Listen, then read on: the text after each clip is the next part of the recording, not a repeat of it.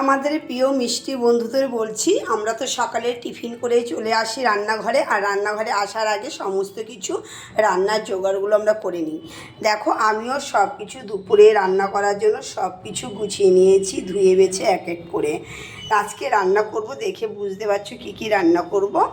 এখানে দেখো ছোট চিংড়ি মাছ রয়েছে, এই ছোট চিংড়ি মাছ দিয়ে রান্না করব আমি এই শাপলাটা দিয়ে ছোট চিংড়ি মাছ দিয়ে কী করে রান্না করব নেক্সট ভিডিও তোমরা দেখতে পারবে। আর এখানে রয়েছে দেখো বড় বড় কয়েকটা চিংড়ি মাছ আছে, নিয়ে এসে আমি মালাইকারি করব। এই দেখো নারকেলটা রয়েছে, কোড়ানো হয়নি, কুড়িয়ে নেব আর আমি মালাইকারি করে নেব।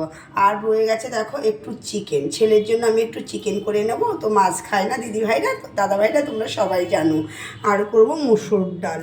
এই দেখো আমি সমস্ত কিছু সুন্দর করে ধুয়ে বেছে কেটে নিয়েছি।